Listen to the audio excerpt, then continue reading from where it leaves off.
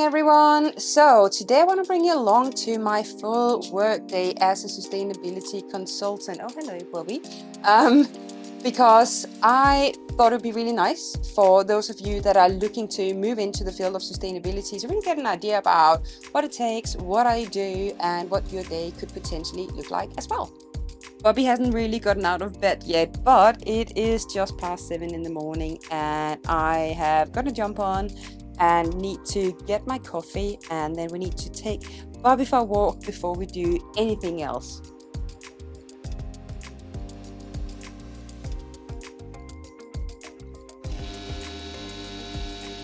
My name is Jessie Fram. I'm a sustainability consultant coach. I post weekly videos where I teach you how to grow as a sustainability professional. Personally, I actually didn't start my career in sustainability. I started in brand marketing, and I often talk about how I find this to be something that are really important still in my career. I use it a lot, especially when we do reports, but just generally, I think it's important to communicate sustainability messages with clarity.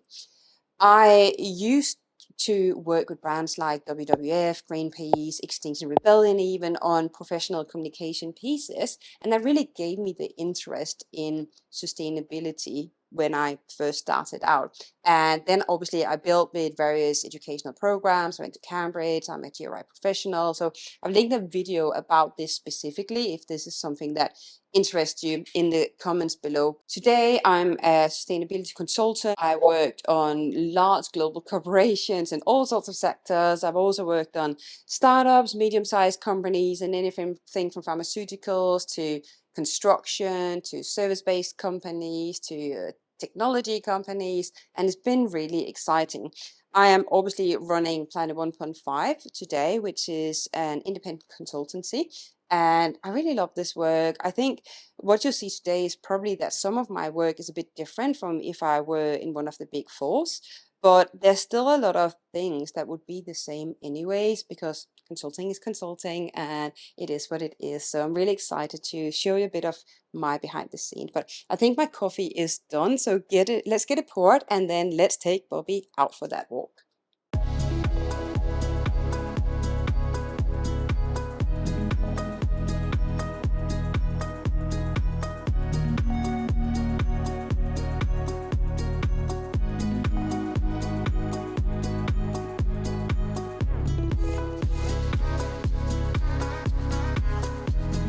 Okay, we made it to the park, and what has happened is that Bobby has actually taken, can you see him, his stick, and there's no chance I'm gonna get that off him. So what we will do instead is to talk about what I think we'll be doing today. I know I have 2 policies that's been sent through from 2 different clients. We will be reviewing them. They are comprehensive, kind of all-embracive ESG policies. They wanted it in that way. Sometimes that's clients want specific things. I kind of like to have, an environmental policy, social policies around human rights, diversity and inclusion, different policies for different things. And I've actually made a specific video on how you can write better policies, which I've linked for you in the comments below if this is something that you're interested in learning more about. They have also used the Planet 1.5 template, which is just really helpful, and all of our clients inside the Impact Accelerator uses these just because it's a shortcut to getting things done really fast. So I'll be reviewing them, giving them feedback. Hopefully they will like it. Then we also have a 1-hour session with our business clinic. So this is clients that are working as sustainability managers, consultants. They need feedback on various subjects depending on where they are. So this is just a really good opportunity to do this, and I love doing this. This is when I really get to interact with clients, with people that are working on the ground for change, and it's amazing. Where's Bobby? He's coming down there. So they always send me work on beforehand so I can review it, and I did that yesterday, so we're all prepped for that session. And then in the afternoon, the plan is to prepare for a free webinar that we're running next week for people that are looking to make it into sustainability. So that requires a lot of work. I love hosting them. It's an opportunity to interact with new people, and I love teaching. So we'll be prepping that, and I'll tell you a bit more about that later on. Bobby, stay, sit.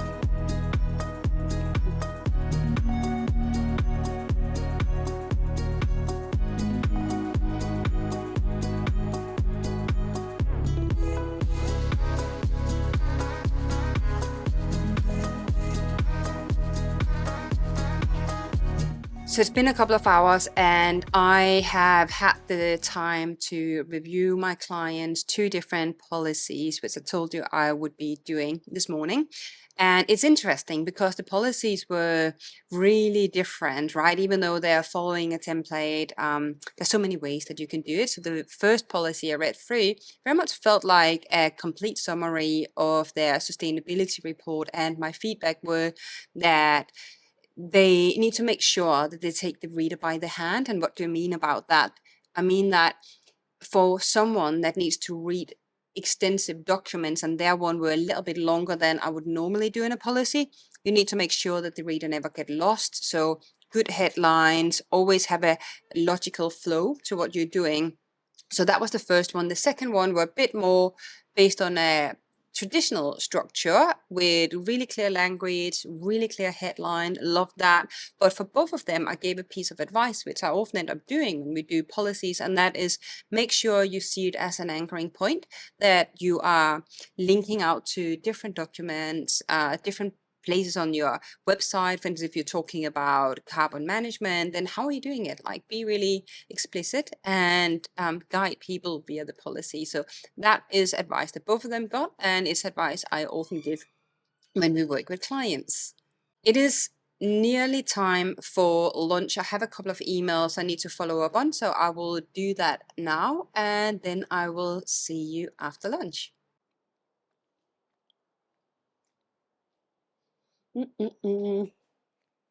Okay, let's get back at it again. I will just say, look, I'm not as tidy as people might think, but I usually have cables for recording everywhere, and then I have a camera, and then I have a bit of like coffee, then you need a glass of water. So yeah, that'll be everything. But I promise that after today I will tidy up. In a second, I will have our weekly business clinic. Super excited to do this one. I'm pretty sure we'll have a couple of people joining today because I got some questions yesterday. It's very much a session where we dive into the attendees' challenges and problems. And remember last time, one of the guys said, "Oh, yes, as you're developing what you do, you need to have more just one-on-one mentorships." Calls, because this is so helpful in terms of building confidence and capability. And yeah, it's one of those. I love giving value, so that's what we do on that inside, and I can't wait. It's the peak of my week, so I'll get on with it, and on the other side I will talk to you again.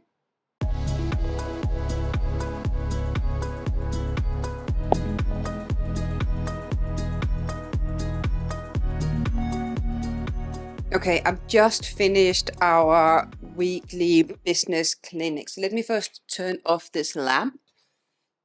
I usually have the lamp because it just gives better light, and I use it for my video recordings anyways, and yeah, I might make the most of it, but there's no reason to spend energy while we are not using it. So turning that off. Let's go out on the balcony. Okay, that killed the light. Hang on one second. You're seeing live how we're doing recordings, and can you see me? You can see me. You can see me here. Okay, perfect. Let's just get some fresh air. So today's business clinic were really interesting. It was predominantly focused around one of our junior sustainability managers that are working for a company somewhere in Europe. Obviously, I can't disclose who it is and what they do, but this session were about confidence building. And as he said, you can teach me everything I need to know about data and building a strategy, but what a lot of people really struggle with, I find, and something I can see in my earlier career as well, is confidence, especially building persuasive messages, getting stakeholders and senior management on board. And I think This is probably where my role has changed a little bit from a traditional consultant, because I'm that person where people go to for feedback. I'm the body they might not have inside their organization, where they can be brutally honest. And he said, yes, yeah, I effed up on something, and now I'm really worried that that will impact me. So we could have a good conversation about that. And I think a big takeaway from that conversation that I could give to you guys, and I actually think I will make a separate video on, is how do you build confidence when you are speaking to very senior people? What's that way of communicating? And I had a manager many years ago, which I always deemed to be the worst manager I ever had. And she gave me one good piece of advice. Even the worst managers can always give you something. She said, yeah, see, to be a good communicator, you need to use the communication funnel. And what's the communication funnel? It's in 3 stages. So first of all, you will, with confidence, know what you want, right? So that's being clear about what you actually want out of conversation. And then the second layer is, this is the consequence if I don't get it. And then if they're still, because you're still junior, they want a bit more detail maybe on your judgment, and they're not used to you communicating in this way, then you go into details around why you need it, right? But try to still be concise. Don't go long-winded, and try and practice this and see that as a shift. So that was the conversation today, and I really hope that you guys find that valuable. I will make a bit more of a structured video on this and put that out there in the coming weeks so we can go into depth with this method, because it's really helpful. With that, the rest of the day, I need to look at, I have a workshop, a free webinar next Thursday, and it will be about leadership skills, what you need to do to use what you know to break into the sustainability path, build a career. How can you have, I have this question from a lot of people saying, if I'm not having anything at this point, which I don't think is true, and we need to talk about that, then how can I break into the field of sustainability? We need everyone, and we need smart minds, and I know you guys are all out there. So that will be what we'll be preparing for the rest of the afternoon. And I also have a couple of emails exchanges with clients, and I have just on Monday onboarded, I have a scholar which I'm donated every year. I sit on the board of the Danish UK Association here in London, so that's a trade association, and every year I'm really lucky and privileged to get a scholar donated, which I'm sharing with the chamber. And yeah, she's amazing. She got onboarded 2 days ago, and I need to get her started as well. So I need to, send some feedback over. And yeah, I will see you a little later.